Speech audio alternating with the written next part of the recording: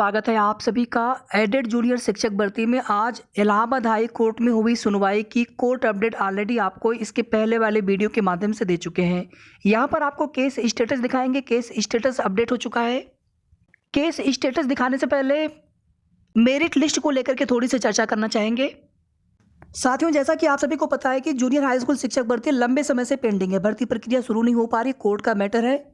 Result को भी संशोधित करना पड़ गया था। इस बीच कई भर्तियों के रिजल्ट आए, कई भर्तियों में नियुक्ति पत्र बढ़ गया, कई भर्तियों में नियुक्ति पत्र बंटने वाले हैं। मैं कुछ भर्तियों के आपको यहाँ पर नाम और उस भर्ती में कहाँ तक भर्ती प्रक्रिया पूरी हो चुकी है उसके बारे में बताना चाहेंगे। जैसे आप देखेंगे जब से आपकी भर्ती प्रक्रिया शुरू हुई है उसके बाद से PCS 2021 का रिजल्ट आया। कुछ अभ्यर्थी उसमें से जरूर रहे होंगे जूनियर हाई स्कूल शिक्षक भर्ती में, क्योंकि बैकअप में सब लोग अपना एग्जाम देते रहते हैं। विशेष करके शिक्षक भर्ती, टीचर भर्ती हो गई। PCS 2022 का भी अंतिम रिजल्ट अप्रैल के सेकेंड वीक तक आ जाना है। CGL का भी रिजल्ट आ चुका है, आप सभी जानते हैं। कुछ साथी हमारे सेलेक्ट भी हुए हैं अपनी भर्ती से। लोअर PCS 2019 भर्ती की भी ज्वाइनिंग अप्रैल फर्स्ट वीक तक या 10 अप्रैल तक होने की पूरी उम्मीद है। इसके अलावा जो पुरानी भर्तियां हैं शिक्षक भर्तियों में TGT PGT की है, DSSS की है, LT ग्रेड की हो गई, प्रवक्ता की हो गई, रेलवे में NTPC की भर्ती। कुछ ऐसे भर्तियां हैं जैसे रेलवे हो गया, UPSI हो गया, जहां पर एक बार ज्वाइनिंग करने के पश्चात एक तरह से वहां पर अभ्यर्थियों से बांड भरवाया जाता है कि आप इस ड्यूरेशन तक आप छोड़ नहीं सकते हैं, रिजाइन नहीं दे सकते। अगर छोड़ते हैं तो फिर वहां पर उन्हें रिकवरी के रूप में पैसे देने होते हैं या फिर उन्हें अमाउंट पे करना होता है। जैसे आप देखेंगे UPSI में लगभग 1250 रुपये के आसपास पर डे के हिसाब से देना पड़ेगा। इससे फ़ायदा ये होता है बाकी भर्तियों में कि फिर वे अभ्यर्थी उन अपने भर्ती की सीट छोड़ करके दूसरे भर्ती में नहीं आ पाते हैं, और कहीं ना कहीं उन दूसरे भर्तियों में किसी बेरोजगार अभ्यर्थी को नौकरी मिल जाती है। ये फ़ायदा, ये बेनिफिट होता है। इसी तरह से कुछ और भी भर्तियां हो सकती हैं। तो सभी चयनित साथियों से हमारा यही विनम्र अनुरोध रहेगा कि आप थोड़ा सा ज़रूर विचार करेंगे, क्योंकि ये पूरी तरह से आपके ऊपर निर्भर होता है, आपके स्वेच्छा पर है कि अगर आप यहाँ पर एक सीट छोड़ देते हैं, काउंसलिंग नहीं करवाते हैं, तो किसी बेरोजगार भाई बहन को नौकरी मिल जाएगी। आप ऑलरेडी सेलेक्टेड हैं। अगर यहाँ पर भर्ती प्रक्रिया आपकी शुरू होने के बाद मेरिट लिस्ट आती है, अगर मेरिट लिस्ट में अगर 1 से 2 गुणांक भी अगर मेरिट डाउन हो गई, विषयवार मेरिट, अगर 1 से 2 गुणांक भी अगर मेरिट डाउन हो गई, तो यही समझा जाएगा कि 1 से 2 साल या 2 से 2.5 साल का जो भी आपका इंतजार यहाँ पर हो रहा है, आपका इंतजार सफल हो जाएगा। हमारे कुछ कम गुणांक वाले भाइयों बहनों को भी सिलेक्शन मिल जाएगा इस भर्ती में।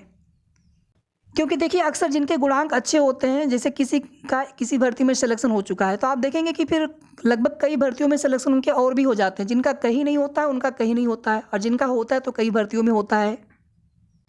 लेकिन अब भर्ती में और देरी नहीं होनी चाहिए। आज की सुनवाई का कोर्ट ऑर्डर अभी तक आया नहीं है। कोर्ट ऑर्डर जैसे ही आएगा उसकी भी अपडेट, उसकी भी जानकारी आप सभी को दे देंगे। ये आप आज का केस स्टेटस देख लीजिए 16/18 में, क्योंकि 16/18 आज लीडिंग पिटिशन, उसके साथ में 3536, 4163 और 15944, ये 3 याचिकाएं और कनेक्टेड थी। 12 अप्रैल को नेक्स्ट डेट यहाँ पर लगी है। Next hearing date 12 April 2023। Stage of case fresh, cause list type additional. Court number 36 में ही सुनवाई होनी है। जस्टिस आशुतोष श्रीवास्तव सर की बेंच में, आज भी उन्हीं की बेंच में मामला सुना गया है। 16/18/2023।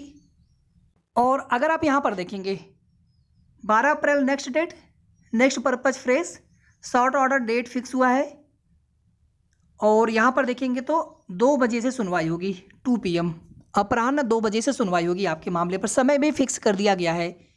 ये आज का है स्टेटस 29 मार्च 2023, आज की सुनवाई का।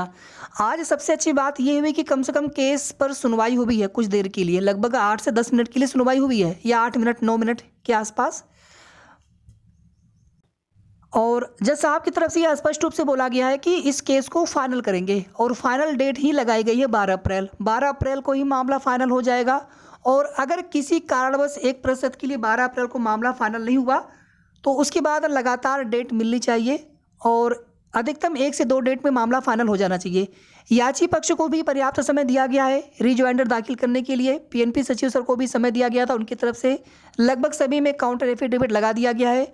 और जहाँ पर स्टे एप्लीकेशन था उसमें स्टे वैकेशन भी फाइल कर दिया गया है। लास्ट स्टे वैकेशन 27 मार्च को फाइल किया गया है 16-18 वाले में। तो अब यहाँ पर जो कुछ भी देरी हो रही है केवल सुनवाई न होने की वजह से। भर्ती प्रक्रिया रुकी पड़ी है, विद्यालयों में शिक्षकों की कमी है, शिक्षण प्रक्रिया बाधित हो रही है, मैनेजमेंट अलग परेशान है कि हमें टीचर नहीं मिल पा रहे हैं, उनका अपना अलग केस चल रहा है। और जैसे ही ये केस डिसाइड होगा 16/18/15/944 उसी के साथ मैनेजमेंट वाला केस भी डिसाइड हो जाना है। इसके बाद ही उस पर आगे सुनवाई होनी है। अब यहाँ पर जो याची पक्ष आप देखेंगे कि कई सीनियर अधिवक्ता भी उनकी तरफ से हायर किए गए हैं विभिन्न अलग अलग याचिकाओं में। तो इसी तरह से पीएनपी सचिव महोदय की तरफ से भी मजबूत पैरवी की आवश्यकता है। और इसके लिए हमारा आप सभी साथियों से विनम्र निवेदन है कि सभी लोग मिल करके देखिए साथियों, यहाँ पर कभी भी ऐसा नहीं होना चाहिए कोई भी साथी हमारे हों कि क्रेडिट लेने की होड़ हो। नहीं, आपका प्रयास सब लोग देखते हैं और आप सभी का प्रयास सराहनीय होता है और आप सभी अपने जगह पे बहुत अच्छा प्रयास करते हैं।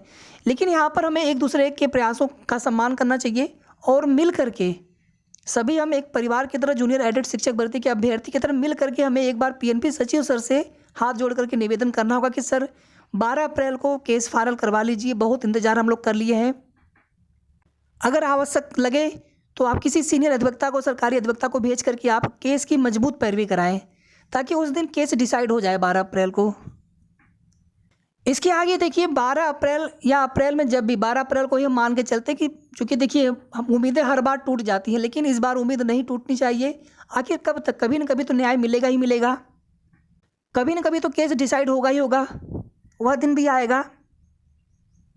तो 12 अप्रैल के बाद भर्ती प्रक्रिया आपकी निकाय चुनाव की अधिसूचना भी तब तक आ जाएगी, आचार संहिता भी लग जानी है, लेकिन उससे कोई फर्क नहीं पड़ना है क्योंकि कोई नया इसमें शासनादेश जारी नहीं करना है। आप सभी जानते हैं कि इसमें भर्ती प्रक्रिया विभाग को करने के लिए बोला गया था पहले शासन की तरफ से। तो ये भर्ती प्रक्रिया भी आपकी शुरू की जा सकती है। सब कुछ पहले से तैयारियां हो चुकी हैं, उसमें कोई भी असमंजस की स्थिति नहीं है। और जब तक पूरी भर्ती कंप्लीट आपकी होगी, जब तक नियुक्ति पत्र समारोह करने की आवश्यकता पड़ेगी, मुख्यमंत्री जी समारोह करेंगे, तब तक निकाय चुनाव भी समाप्त हो जाएगा। हालांकि ज्वाइनिंग लेटर तो बांटे जा सकते हैं लेकिन समारोह नहीं कर सकते मुख्यमंत्री जी आचार संहिता में, चाहे कोई भी चुनाव हो, निकाय चुनाव हो चाहे कोई भी चुनाव हो। गर्मी की छुट्टी से कोई फर्क नहीं पड़ना है। 69,000 शिक्षक भर्ती की काउंसलिंग 1 जून से या 3 जून से कुछ होने जा रही थी, मैं थोड़ा सा ध्यान नहीं आ रहा है। जब आप देखेंगे उसमें आंसर की वाले प्रकरण में स्टे आ गया था भर्ती प्रक्रिया शुरू करने को लेकर। फिर उसके बाद सरकार जो है डबल बेंच में जाते हैं, उसके बाद वहाँ से राहत मिल जाती है, फिर भर्ती प्रोसेस शुरू होने जाती है। लेकिन आप देखेंगे सुप्रीम कोर्ट से ऑर्डर आ जाता है 37,339 पद रिजर्व रखने के लिए। फिर आप देखेंगे कि आगे सुनवाई चलती रहती है फिर, लेकिन उसमें 2 चरणों में भर्ती करके पहले जितने सीटें उनके पास थी जिस पर वो काउंसलिंग करवा सकते थे उस पर करवाई गई, वो बात की बात है। बस आपको यहाँ पर इतना बताने का मतलब है कि गर्मी की छुट्टियों से मतलब नहीं। अगर यहाँ पर शासन का निर्देश होगा तो अधिकारी जो है गर्मी की छुट्टियों से कोई फर्क नहीं पड़ता है, वो भर्ती आपकी पूरी करा देंगे। शेष कोर्ट ऑर्डर आने पर आप सभी को नेक्स्ट वीडियो के माध्यम से उसकी भी अपडेट मिल जाएगी। कोर्ट ऑर्डर आने के बाद कुछ चीज़ें और भी क्लियर होंगी। धन्यवाद।